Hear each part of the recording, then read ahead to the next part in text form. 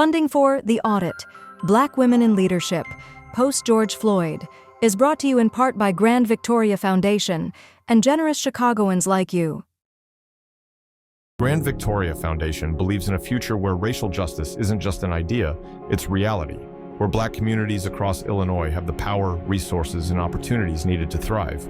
We support the wisdom, leadership, and work of those most impacted by the systems we look to change, trusting their ability to build power and change narratives. When all communities have the resources and support they need, all Illinoisans can thrive, ensuring equity in life, liberty, and the pursuit of happiness. This is collective liberation. This is the work of Grand Victoria Foundation.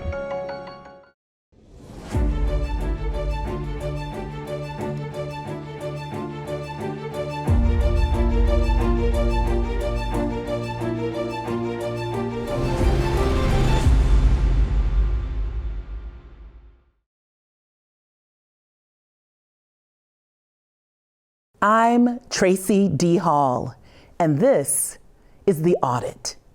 Chapter 2, The Big Pushback. From late 2020 to 2021, corporations were pushed to implement diversity in the workplace and hire diversity managers. Under heightened public scrutiny, they were compelled to prove their commitment to diversity on their website and in their marketing materials. By 2022, the hiring of Black and brown professionals had reached a high point. But was the old power structure in America really ready for this type of sweeping change?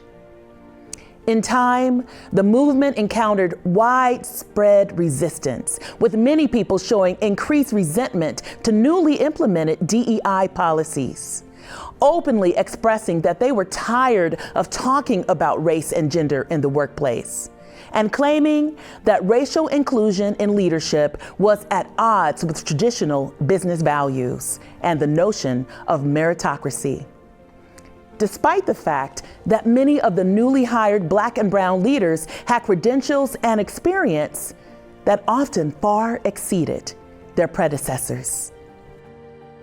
Black women, considered saviors just 2 years earlier, were now once again relegated to bearing the burden and vitriol of a country still unable to wrestle with its factual history of racism and wariness of women's leadership.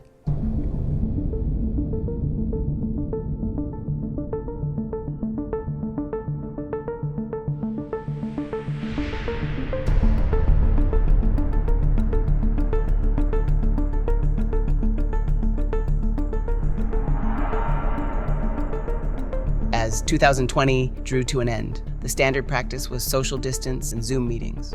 Corporate America was busy running diversity training programs and listening tours. One thing became quite evident in the following years. Real systematic change would require entire corporate frameworks to be designed from the ground up. The work would be demanding. Talking about race in the workplace was a difficult subject that many did not want to engage in.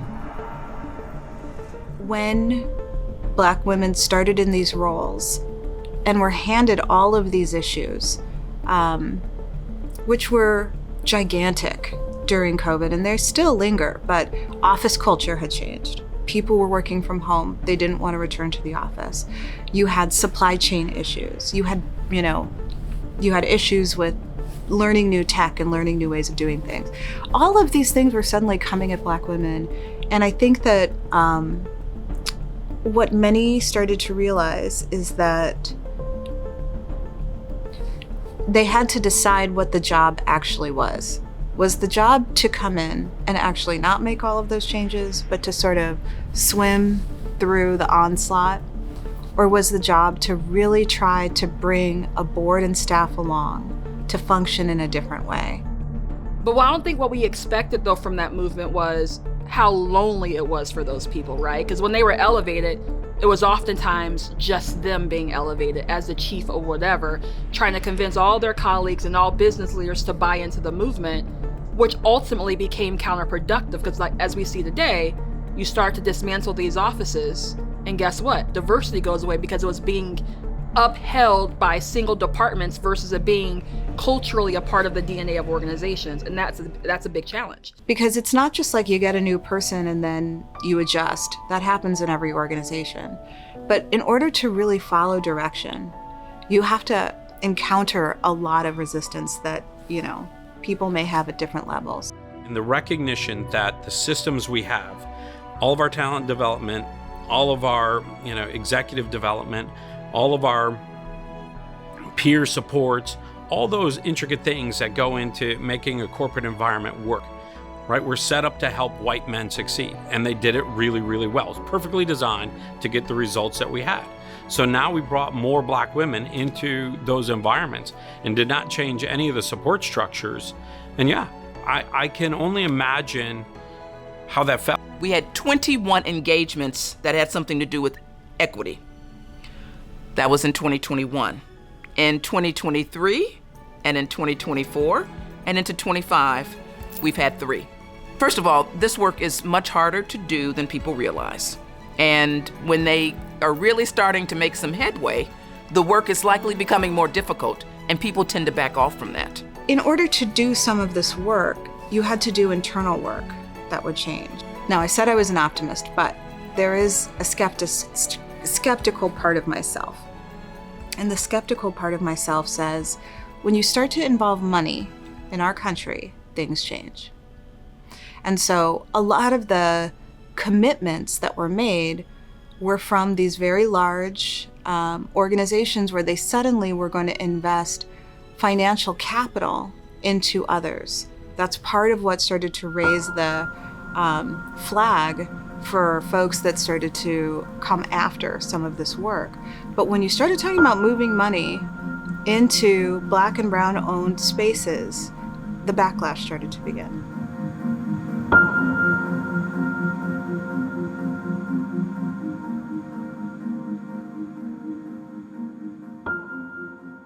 It seemed like there was going to be a real movement within corporate America, and everybody was joining in and seeing how they could play their part, how their platforms needed to be used to address racial inequities that existed, right?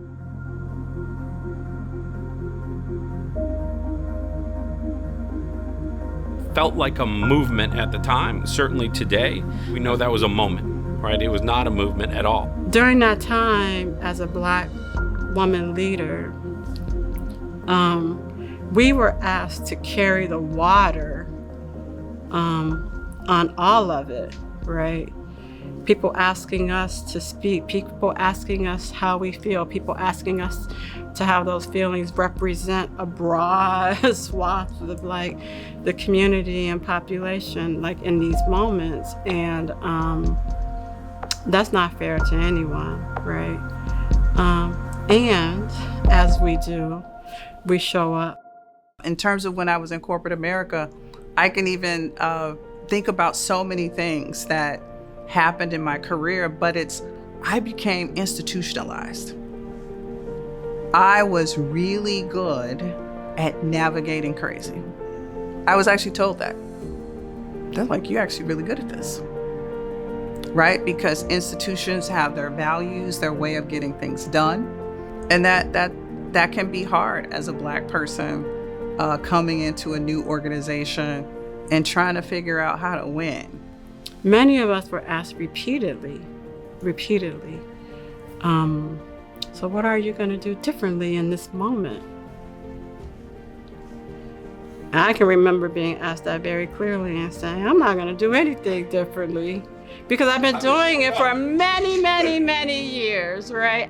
There's also this easier to dismiss us kind of thing and build consensus around it, because in organizations and cultures, there's networks, there's ways of getting things done. There's ways of building the meeting before the meeting. Are we actually invited to that meeting? Are people building allyship around us to work against us? My mother gave me the blueprint at a very young age, and she always taught me, like, they want you to be good, but never better than them, right? And so as a leader, I always position myself under other leaders who had the social capital, that I knew was good enough people to allow me to do my job, but I never had the main seat. You have to really get in touch with yourself if you're going to do serious work around building an anti-racist organization. You can't think that the work happens outside of you and that you're not going to be impacted by it. It means that you have to do some of your own personal work. And so maybe this is a part of yourself you're not in touch with. Most people aren't. Why? Because if you're part of the majority population, you don't have to be in touch with it. But certainly as a Black person, I am in touch with it all the time, every day, whether via social media, walking down the street, or watching television. Somebody reminds me in some way or another that I'm a Black person living in the world. Many companies fully embrace diversity hiring and thrive. Others do not. Cracks begin to form in the fragile foundation of support. We begin to see Black women leaders leaving their newly acquired roles within the workplace. But why? Often, especially in this frenzy to find like an optic solution to an endemic problem, the setup was come in, yes, we trust you. Yes, you can lead us to something different. And then when you actually tried to execute on that, you were told that that wasn't part of your responsibilities, or you were undercut from people who reported to you, or, you know, there was a range of backlash that could happen at any level of an organization. And it always came down to like your qualifications, or like what your job was, or the culture you created, or all of those things. But when that part doesn't happen, when you don't change the rest of the organization, so you actually know how to support the new change maker you brought in, then what you're gonna do is drive that person out. You know, and then when the story started to come out in aggregate, it was like, oh, you hired her to come in here and have a voice and provide something that was different than what was here before. And then when she showed up and was doing that, then she was saucy, she was irreverent, she didn't understand the culture. She was combative, you know, so all these things that you see your counterparts doing were being read in a different lens.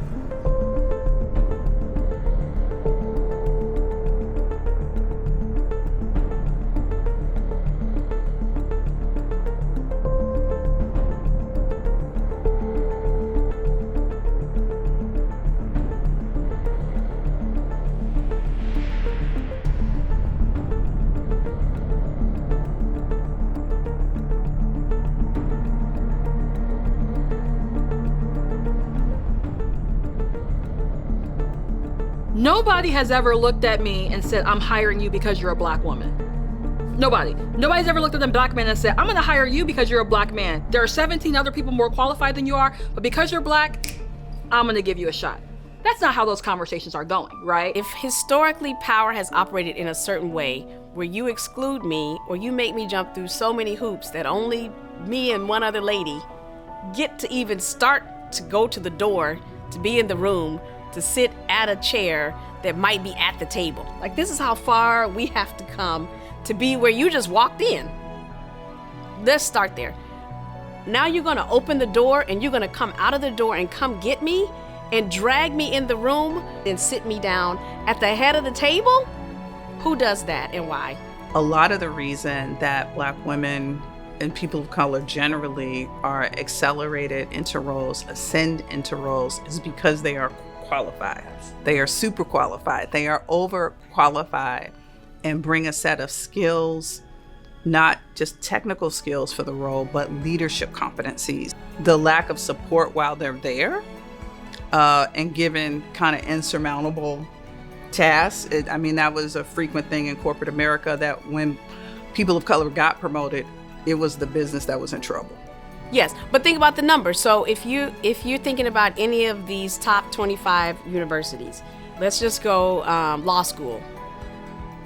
The numbers are much better than they were when my mother went to college, but these numbers are nowhere near where it's necessary for a Black person that has gone to an Ivy League school who is an attorney to jump 3 or 4 levels, even qualified, here to that position. You do not have enough because you've not let enough in to begin with. So no one was noticing that, or everybody was fine with the incremental gains until you get to a point where now all of a sudden it's necessary.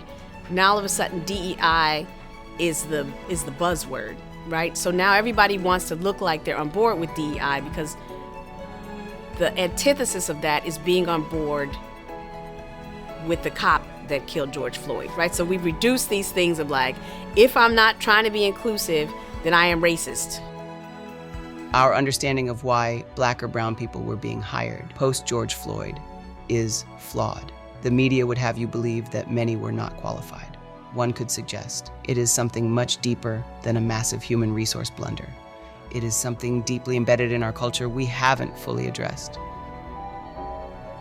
For one thing, it becomes clear that racism is not mainly a problem of attitudes, of individual bigotry. No, it's a tool. It's a tool to divide us and to prop up systems, economic, political, and social systems that advantage some people and disadvantage others. And it's a tool to convince a lot of white folks who may or may not be getting a great deal out of our highly stratified society to support the status quo. Could be worse, at least I'm white. After the murder of George Floyd, I was astonished at the number of people in a leadership position, regardless of mid-ranking on up, did nothing. You mean in the police force or just in in companies. People who lead teams, that after the murder of George Floyd, they didn't talk to their teams. They just did nothing. And it's not because they're bad people, it's because they didn't have the skills, they didn't know how to have an uncomfortable or difficult conversation. In all of the promises and pledges, in all of the platitudes and pontification, we never truly addressed or solved the one underlying issue that precedes and transcends all others: racism. Because we did not address, right, the underlying rumblings that existed in 2020, had we addressed them more head on versus been in, perhaps bulldozer mode to say we have a window, we're going to take that window and we're going to move as quickly as we possibly can. If that is something that you're not used to, when you actually sit down to talk about it, you get very, very self-conscious about it. I mean, no one wants to be called a racist under any circumstances, right? And so people will do their best to say a little, maybe not a lot, because they don't want to come off sounding like they're racist. And that means that they're not really digging deeply enough. Did a great job at raising the voices of those who are impacted and marginalized, but people, particularly white men who never had experiences with diversity, I think we did a poor job at bringing them along the journey, right? And it wasn't framed correctly, right? Because what the movement was actually saying is, we have talented people who are ready right now for leadership opportunities within corporate America, but they can't get it because the representation is off, and you are more likely to hire people who look like you, sound like you, talk like you. We all have unconscious biases. And so when you talk about this movement of why it was short-lived, my personal opinion is we did a very poor job at making room for the naysayers to be able to brought along the journey. And I feel like a lot of leaders made decisions they would never have made in normal times, under normal circumstances, of their own volition. But they were off balance, did not know how to react to their workforce generally. And then when their workforce turned to them and said, we need to be a part of racial reconciliation as well, they moved in places they never otherwise would have gone. I mean, I think that my colleagues in those kinds of positions were hopeful that if they look at the trajectory of civil rights, they could justify or make sense of why this rash to be so inclusive made sense. That like somehow we were learning, not quite linearly, but we're making these kind of like leaps. I think that they just wanted to believe that people in power would volunteer that power over to them because they were qualified, because they did all the right things. The systems we have, right? And whether you believe you have a system or not, you have a system that is getting you the results you get today, right? Whatever your results are, your system is perfectly designed to give you those results, right? So if you want different results, you better have a different system, right? And you better look at it from a systemic perspective. If all you say is, I want to change the results, by what? If you set a different target and do nothing to change the system, and the systems that have existed for however long and do not support people of color, do not support women, do not support any diversity through your pipeline. You can't just one day wake up and say, I'm going to change the target and hope it works. We are trying to contend with the way we've been socialized all our lives. We're saying we can do better. We can do something different. This isn't right. And people really have a hard time internalizing that. They can want to do it, but actually taking the time, understanding that it's going to take time, that this work is iterative, is often beyond their imagination. I don't think we were ever there. And that's why that feeling of this is a real movement, to me, I now feel a little bit bamboozled by it, because it's like it was in your heart all along. Like, you never actually changed your mind. You just knew you didn't have the social capital in the midst of the movement to actually say how you feel. And we left those individuals behind. So now that there's a power shift, all you're seeing is those same voices raising back up to the top again. They're not saying anything they were saying differently than before 2020. They just were silenced for a moment. But now, guess what? They've now reemerged.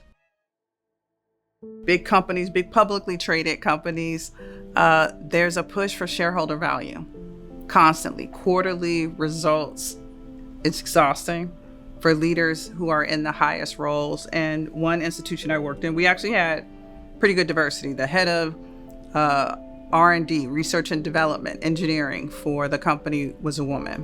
The head of global procurement, the money, was a Black woman.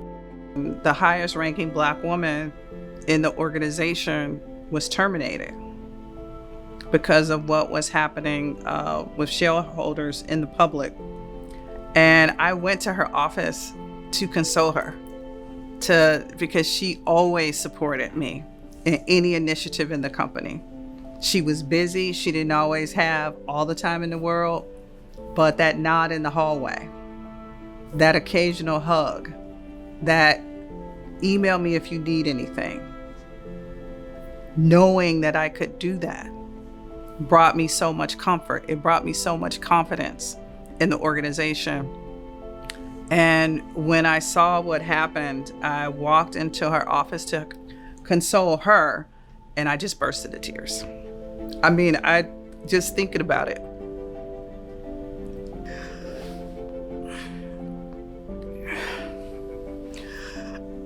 Because representation matters.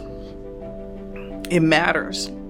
And I know that woman poured her heart and soul into that company, and the way that she was dismissed was hard to see. I felt like a company that actually supported people of color, that actually supported women, that helped them grow and be in roles that were unprecedented, was dismissed.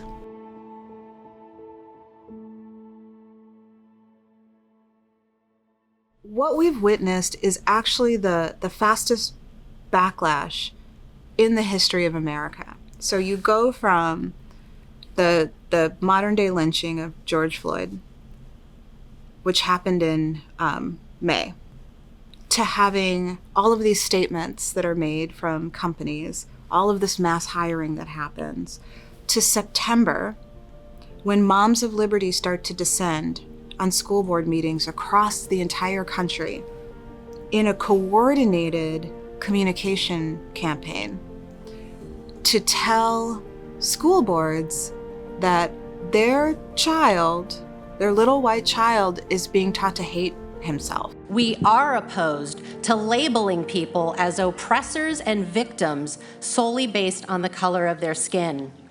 Parents, beware of terms like social justice, diversity, equity, inclusion. Those inherently good things are being used to disguise a biased political agenda. Going from the moment of actually self-reflection as a country of ways that we can all do differently, do better. We switched to a thoughtful, well-executed fear campaign. Suppress classroom lessons about racism and slavery. The Times reporting on nearly a dozen Republican-led states seeking to ban or limit how the role of slavery and the pervasive effects of racism can be taught. These are the most robust standards in African American history, probably anywhere in the country. The new guidelines require middle school students be taught, quote, how slaves developed skills, which in some instances could be applied for their personal benefit. An idea Vice President Kamala Harris in Florida Friday lambasted. How is it that anyone could suggest that in the midst of these atrocities, that there was any benefit to being subjected to this level of dehumanization? By 2023, the economy has tightened. Many of those hired in 2020 are the first to be let go. The temperament in the country has changed. Not only are we not addressing the issue of race, many other movements are underway. And as we will soon find out, diversity, equity, and inclusion, DEI, will take on an entirely new definition in the coming years. We have taken a meat cleaver to DEI already in the underlying bill. The unfinished work is Amendment 314, which I've offered, which ends all DEI funding.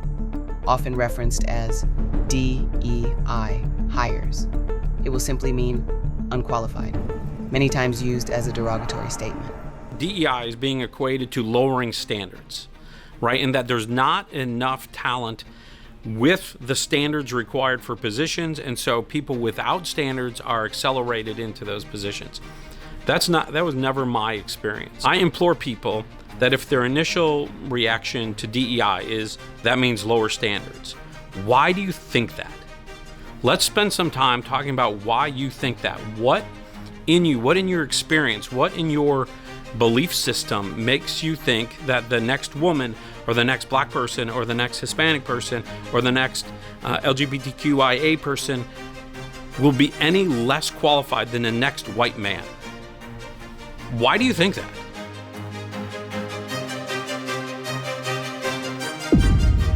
Next time on The Audit.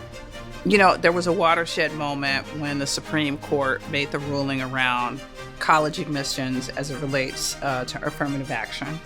I think that was the nail in the coffin. But for every one of those stories, you also have stories of companies, the Jamie Dimons, right, that are standing firm and saying, you know, we get real business value because of the work that we do. A lot of this it's about power. Dismantling the government is about power. Billionaires running our government is about power. And when we think about this movement of DEI, because it's about power and control and corporate greed, they were going to position themselves in whatever way to win. There's not a zero-sum game. There is enough for us all.